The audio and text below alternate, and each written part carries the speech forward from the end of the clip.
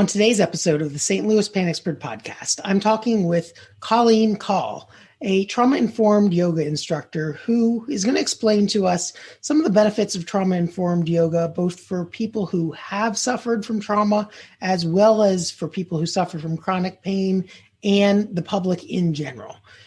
Trauma-informed yoga has benefits both in terms of self-relaxation, self-compassion, and just general stress management and living a better quality of life. So I think you're really going to enjoy today's episode. And if you do, subscribe to our podcast so you get notified of future episodes. And now on to the show. You're listening to the St. Louis Pain Expert podcast with Dr. Dave Candy, St. Louis's leading expert in chronic pain relief. Dr. Candy specializes in helping women age 40 and above to overcome chronic, nagging aches and pains without medication, injections, or surgery, so they can stay active, mobile, healthy, and independent. Whether you're suffering from pain yourself or know someone who is, pain's a universal experience that affects us all, but that doesn't mean you have to suffer. Knowledge is power, and having the right information can help you or someone you love get on the road to recovery. On the St. Louis Pain Expert podcast, Dr. Candy talks with other pain experts from around the world to give you the information you need to recover, the peace of mind of knowing that you're not alone, and the hope that lasting relief from chronic pain is possible, and it doesn't require relying on pills, injections, or surgery in order to do so. So sit back, relax, and open your ears, mind, and heart, and let the healing begin. Welcome to the St. Louis Pain Expert podcast. I'm your host, Dr. Dave Candy. I have with me here today, Colleen Caul, a trauma-informed yoga teacher based here out of St. Louis. And she's going to talk to us today a little bit about what trauma-informed yoga is and how it can be used for people who are both recovering from trauma as well as just dealing with the stresses of everyday life. She really refers to it more as people-informed yoga. And so I'm really excited to have her as my guest today. So welcome, Colleen. Thanks for joining us. Oh, thanks so much for having me. I'm glad to be here.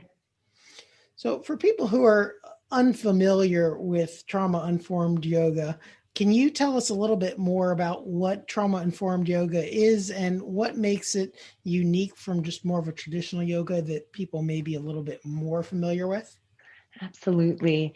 So Hala Khoury, who is a pioneer in trauma-informed yoga, coins it as people-informed yoga. And I just love that descriptor because it really speaks to the core value of trauma-informed yoga, where we believe that each participant is his, her, or their best yoga teacher, and that they're going to know what their body needs in any given moment, much better than the yoga facilitator, than myself.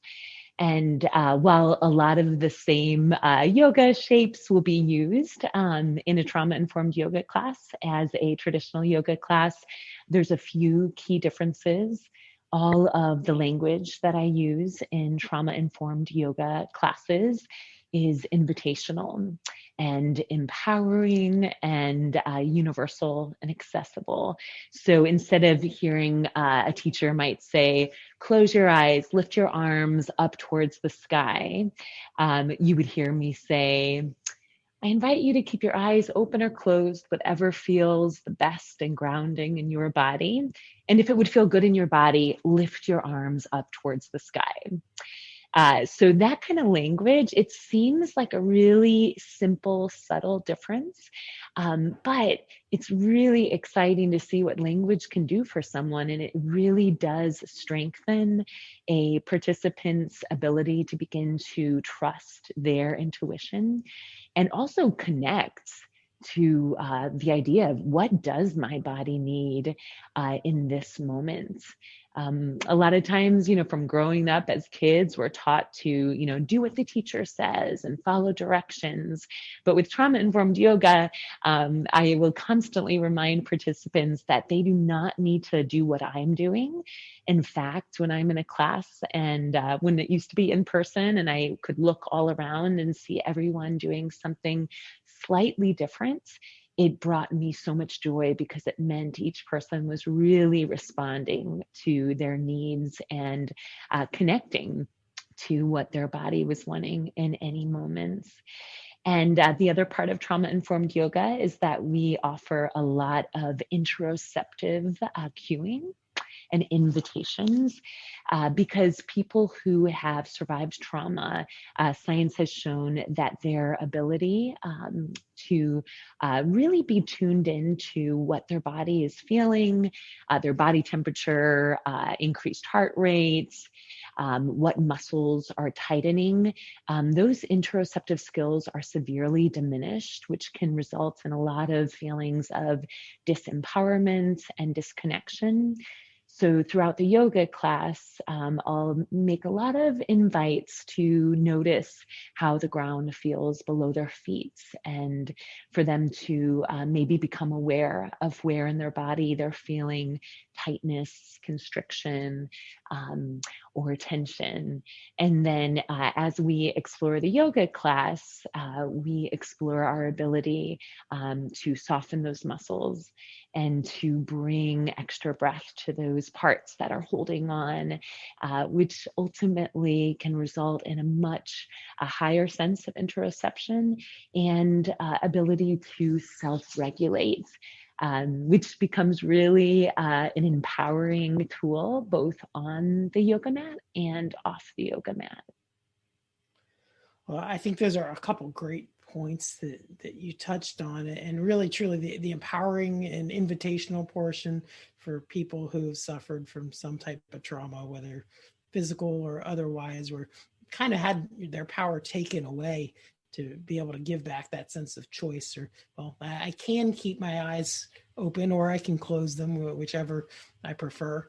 And then the second part about body awareness, that I know studies have shown, just for people who suffer with chronic pain, that body maps actually get changed. And if you have someone who suffers with chronic pain that tries to draw a map of their own body, or a picture of their own body, it looks vastly different from the reality of how they actually look. So those are some really interesting points that I'd like to touch on more as we go through.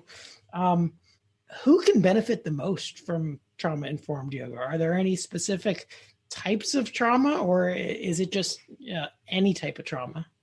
So I would say any type of trauma, because you really struck it right on the nose when you said how trauma takes away choice. So probably one of the biggest thing that trauma-informed yoga gives is choice back to the participant. So I would say any kind of trauma, whether it's sexual trauma or natural disaster trauma, or the loss of a child, any kind of trauma, surviving COVID, living in this era where, we have to socially isolate and distance. But I found so much the feedback that I've gotten from teaching through this style, there's so much empowerment, that I teach all of my classes through that trauma-sensitive yoga lens, even if it's a community traditional yoga class offered at the community center. I teach power yoga through this same lens.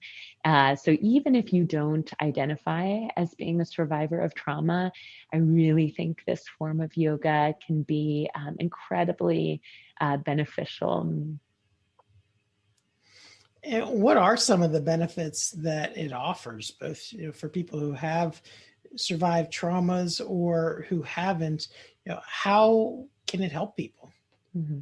So it can really heighten their sense of connection to their body and their breath, because so often in our world where it's nonstop, there's so much stress and anxiety, and barely time to breathe. This kind of yoga is going to really help remind you, not only on the mat, but off the mat, to connect to your breath and to really invite that full expansive breath into your body, even during moments of stress. And having this connection to the breath and connection to the body is going to ultimately help regulate and manage that stress and that anxiety. And it's amazing, because science has actually shown that the brain can be rewired when you build up these interoceptive skills and ability to be aware of what's happening in your body. And I've had folks tell me that even as quickly as after 2 sessions of this type of yoga, suddenly they feel this shift in their everyday life. And what kind of shifts are there? Any particular stories, without sharing names of clients, but any memorable stories that you can give of some dramatic change that's happened within a person that you've heard about from doing this? So I would say the biggest thing is just that ability to find calm within chaos. That's been kind of a constant feedback of what I've been hearing from the participants in my yoga classes is a heightened ability to generate that inner peace, and also a greater sense and ability to give one self-compassion. Because when we, connect to our body and connect to our breath, through that loving, compassionate, and curious lens, it's going to result in a higher level of compassion and ability to really honor your body and your breath exactly as it's showing up in that moment. So there's going to be days where we don't feel connected to our breath. There's going to be yoga practices where we feel all over the place and the mind keeps racing. But the idea of this type of yoga is to not, beat yourself up about it. It's just to notice and then bring back that connection without any kind of judgment or, upset feelings, because we're all human, and we really strive with trauma-informed yoga to take away any kind of hierarchy of teacher and student. So a lot of times, I'll use the word that I facilitate a yoga class, or I offer yoga classes, but I never would, think that I know what's best for any given person. I'm more of a guide that can give a lot of different options and variations, and then people get to pick and choose, or if their body is craving a more restful shape and they want to stay in that one pose, that one shape for the entire hour class, then that is welcomed and supported, and it's what their body needs. So that's the right choice for them on that day. Well, that's great. Compassion is really one thing that I wouldn't have expected. Like, the mindfulness and the self-awareness and the relaxation are all kind of things you'd commonly associate with yoga. But that's really interesting that compassion was one of the big benefits that you mentioned. And a lot of survivors of trauma do tend to blame themselves, almost think that the trauma might be in some way their fault. How can this help people to overcome that mindset? Mm-hmm. Yeah, I think when when they're invited to really connect to their body and really offer themselves that same generosity of spirit that they give those that are close to them in their life. That's the key thing is, you would never, berate someone for needing some rest. Someone you love, if they want to go down into child's pose, you would encourage it because that's what they need. Yet for someone to take child's pose themselves when the rest of the class might be continuing in a yoga sequence, that can be incredibly difficult to do, especially for type A folks. And there's a lot of us out there. I identify as being type A, and but when you develop that skill and that ability to recognize, wait, my body is tired. I'm feeling fatigued and exhausted and overwhelmed by whatever trauma or heaviness that I'm carrying at that moment. maybe taking child's pose is going to be the thing that makes me feel better. And it does. Like whenever you listen to your body, it's usually going to feel really good.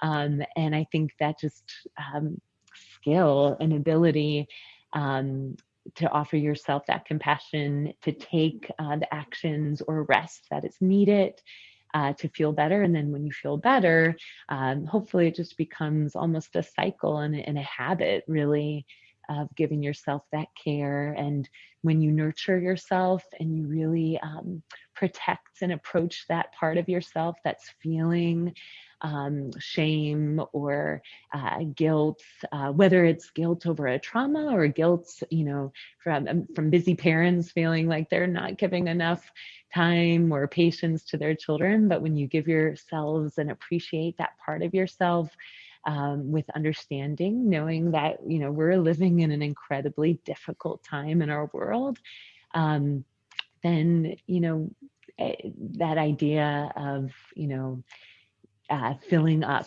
your own well so you can keep giving to others, it starts to, I think, make sense to people and click.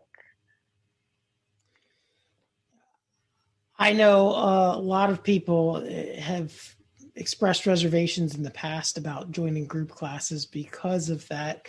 I can't keep up, or I can't do the poses or the stretches that everyone else is, or feeling like the class is a little too advanced for them. And so there's some reservations to even get started. But this seems like it would be a great forum for someone who either hasn't taken a class before or who just maybe feels a little bit intimidated to get started. Absolutely.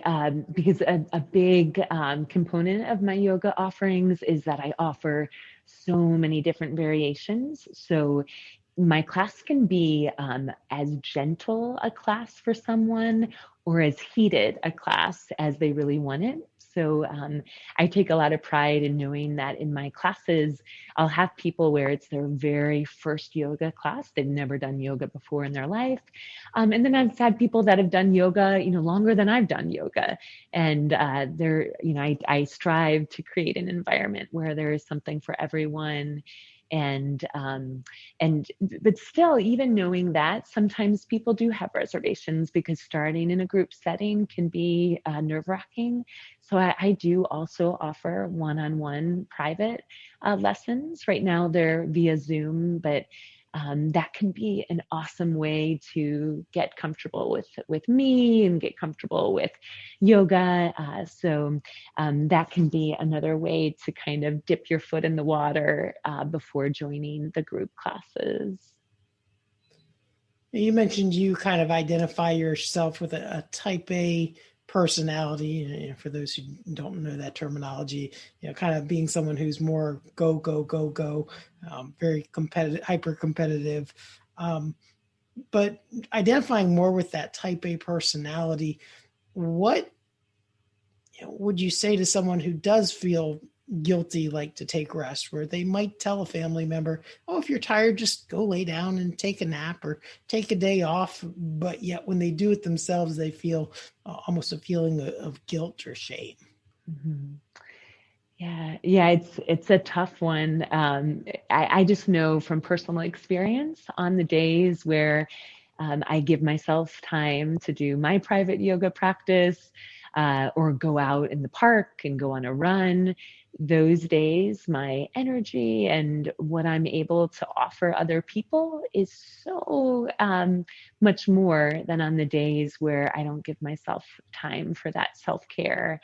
And giving, and prioritizing self-care, it really should not be a luxury in our country. And I think sadly it is thought of at many times as a luxury, but I like to think it's the same as, eating our fruits and our vegetables and, getting enough sleep, making sure we have time for movements, in self-care, whether it's yoga or meditation. And even if it's just, 10 minutes a day, because I know, some folks might not have a full hour where they can do a full hour practice, and that's understandable.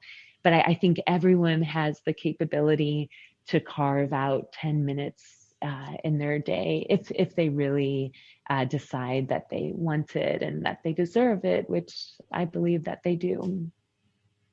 And that's a good point. A lot of people say, well, I don't have a half hour or an hour to exercise, or, I get tired or I start to hurt after 10 minutes. How can I possibly take a yoga class? And it doesn't have to be an all or none mentality that, maybe 10 minutes a day is enough for you where you're at in your life right now. Maybe down the road, 15 or 20 or 30 minutes would be realistic. But it doesn't always have to be if I can't do an hour, it's not worth starting at all. Absolutely. And especially for folks that have jobs where they're sitting in front of a computer all day, I would recommend every hour at least, getting up and doing, even if it's just 1 minute of, a short little yoga sequence or mindful breathing or meditating. I found that can be incredibly helpful. You'd mentioned mindfulness and mindful breathing. What advice would you give to someone who wants to get started with a practice like that, but like you'd mentioned earlier, finds their mind wandering enough and they have trouble kind of staying focused in the present moment? Are there any tips or advice you could give to someone? Yeah, absolutely. I would say start out small with meditation. If you give yourself this big goal of, I'm going to meditate for 10 minutes straight, that can be really difficult. So maybe you start out and you put your timer on your phone for just 1 minute. And maybe for 1 month, you just do 1 minute a day of that mindful breathing. And then every time you get distracted, just the idea of noticing it, like, oh, yeah, I'm thinking about my grocery list, and then coming back to the breath and approaching it with as much curiosity as possible can be really helpful. So, where in my body, like thinking this, like where in my body am I feeling movement when I breathe? What is the sound of my breath? What am I hearing? And also just creating a space that feels nurturing and maybe is away from your computer. Make sure you turn your ringer off for that minute so you don't get text messages that are coming through. Even just for a minute, turn on that airplane mode if you're able, and having that almost sacred space in your home. And it doesn't have to be big. I mean, just enough for you to sit down and really find the length in your spine and feel connected and rooted to the earth. Those can be just little things that you do that can make it a more enjoyable experience. But I'd say just have fun with it and don't beat yourself up, because even as a someone who has practiced yoga and facilitates yoga, when I meditate, sometimes those to-do lists and heaviness and anxiety will pop through, and that's okay. We're not robots. We're not perfect, and that's part of our beauty as human beings. Well, you'd mentioned that now you've shifted some of your classes and one-on-one sessions to being online through Zoom. What are some ways that people could get access to those sessions if this was something they wanted to get started on? Great. So all the information for my classes can be found on my website, which is just inspiremovementsllc.com. And that lists all of the current sessions that I'm offering. And then if they would want to explore private lessons, they can just email me, and all of my contact info is on that website as well. And the Wednesday class that I'm currently doing, it's an online yoga series for inner peace and wellness. And it meets Wednesdays from 5 to 6:10 p.m. Central Time. And it's a 10-week series. You can choose to do the full series or a drop-in.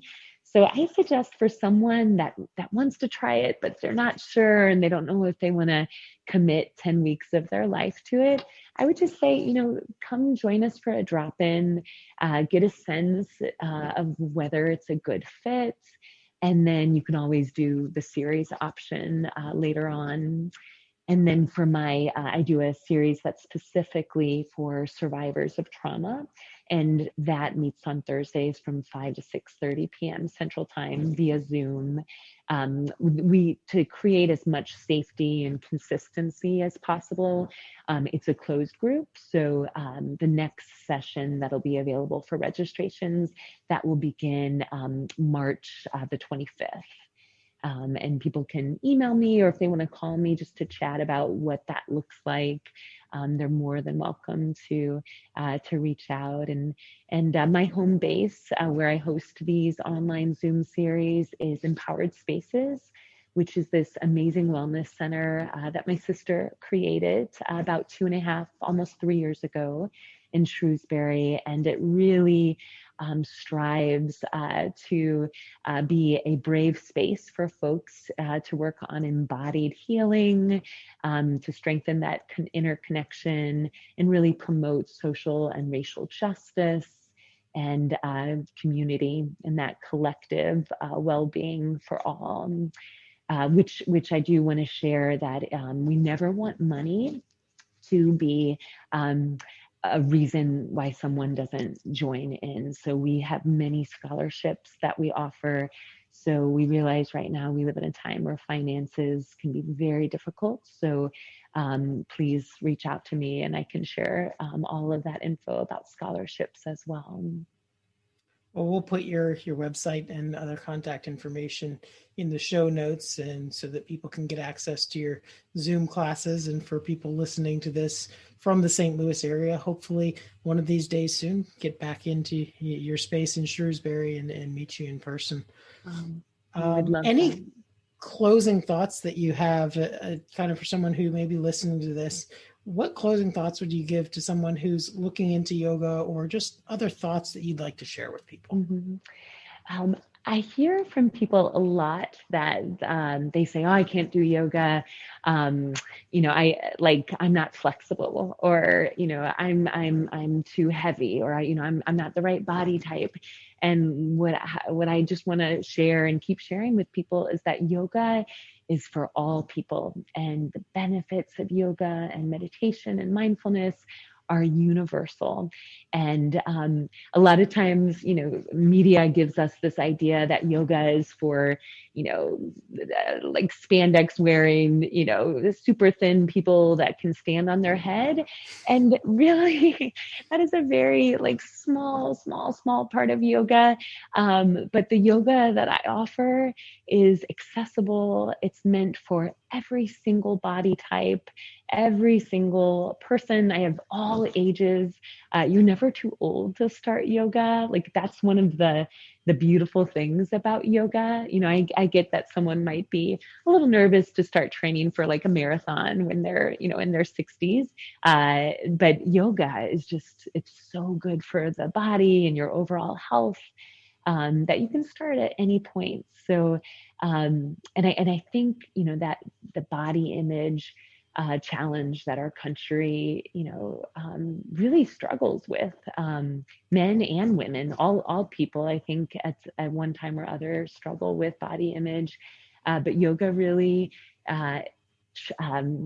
asks us to celebrate our body exactly as it is in this moment, and doesn't try to cookie cutter you into a certain body type. And yoga really is meant for anybody. So, and we have props that you can use to help with flexibility. You don't have to touch your toes. You can stack up blankets to bring the floor closer to your hands when you fold forward, and problem is solved. Well, it sounds like this is a really adaptive, welcoming style of yoga for lots of different types of people, all different types of people. And I thank you so much for sharing your thoughts and wisdom with us today. Thank you so much for having me. It was great to connect with you. Likewise. Mhm. Thanks for listening to the St. Louis Pain Expert Podcast. We hope you've enjoyed the show. If you live in the St. Louis area and would like Dr. Candy's help to find a solution to your pain, visit our website at stlpainexpert.com. Email Dr. Candy at dave@stlpainexpert.com or call Dr. Candy's clinical practice at 314-941-3970. If you're listening from outside the St. Louis area but would still like some help, feel free to contact us to learn more about our virtual health coaching. Regardless of where you live, please share our podcast with anyone you know who would benefit from learning more about pain and what can be done to relieve it. And don't forget to subscribe to our podcast on iTunes, Google, Spotify, or your other favorite podcast platform so you get notified when we release a new episode. Thanks again for listening, and we hope you'll enjoy us again soon.